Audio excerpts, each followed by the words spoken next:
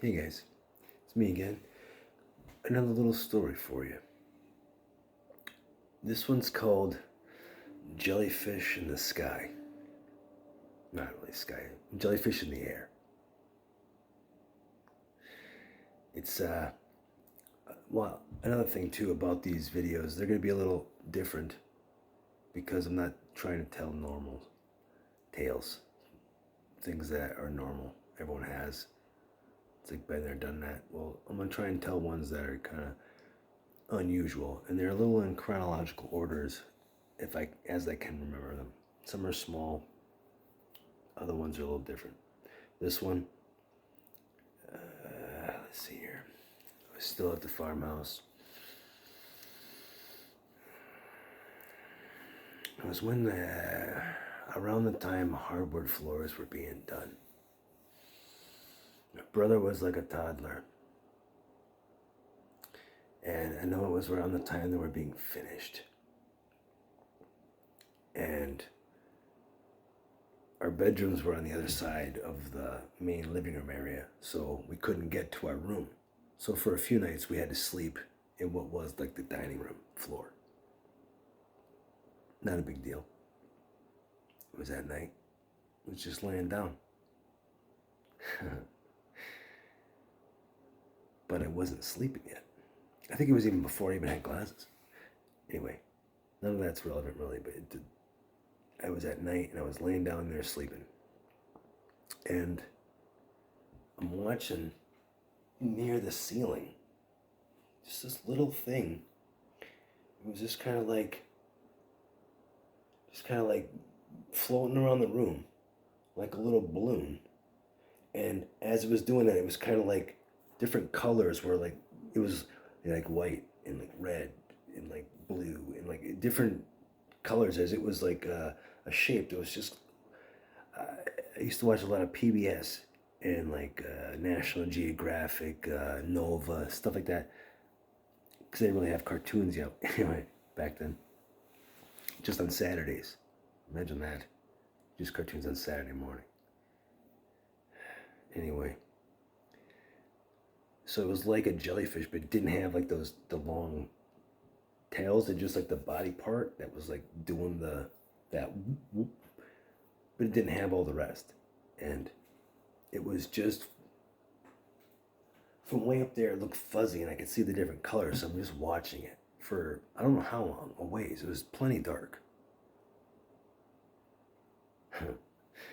And pretty soon it started like getting closer to me, and then I started to realize like it's there. You know, like I don't. It was close enough that it freaked me out a little bit. I must have made noise, and I remember my mom came out. She didn't turn the light on. She just came down and was telling me, "Oh, honey, it was just a nightmare. It's okay." And she thought I was sleeping, but I wasn't. I was up watching this thing, and even while she was like hugging me and saying, "Oh, honey, it's just a dream." My eyes are open. I'm watching it. It's right behind her, like coming right around us and just kind of swimming around. And I'm thinking, I thought for sure when she comes, she'll see it, right? And then it'll go away or something. But she didn't. And then, I remember after she left, I just figured, okay, I'll close my eyes tight and I'll just go to sleep. And I could see the color going past my face. I remember it. And I just didn't open my eyes. I knew it was there, but I was like, I'm just not going to look. And I'll go to sleep. And I did. And years go by, and don't really think much of it. You hear stories of things and that.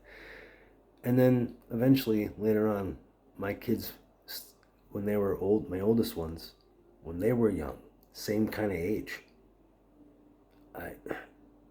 things in the house too, that they'd said they were seeing. And you get a chance to question them, and it was like they must have seen something. And so that's what this story is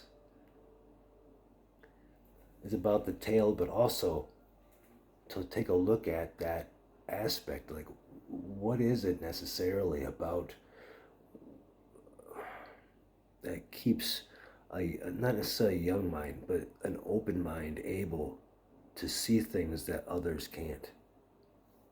Do you know what I mean? It's interesting because what about that changes so when you're a little older and you no longer have the opportunity or ability to do it right? But it's just a little strange. I just wanted to bring it up because it's something interesting to think about, because sometimes you see things and you wonder, did I really see that? And then you hear stories from other people and they've had similar type of tales. And not everyone's lying. So just on a percentage of chance, you'd have to think that, especially kids are honest. If they see an old lady telling them to go downstairs and they're too small to even get down the stairs, someone's turning. You know what I mean? Yeah, my son used to see a little brown boy, he used to say, in his room, in his closet even. And I would close his closet and I'd be like, well, I'm just around the corner in the living room. No problem. Go to sleep. It's all good. Go back in there. He's in the corner looking at his closet. And then I look at the closet and it's open. And I asked who opened it. And he said the little brown boy. Yeah. Yeah. It's true. Because he was scared.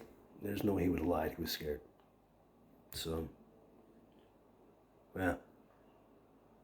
So, that one gives me chills. I don't want to talk about anything scary or anything, but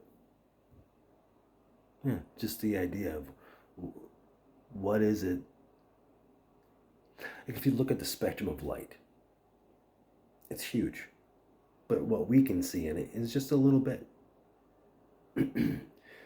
So you have to leave the idea open that there are things that your eyes aren't going to see.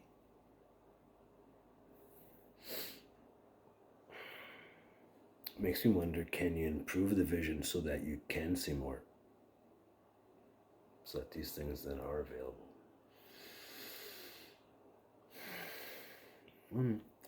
Just a little something to think about. Jellyfish in the air.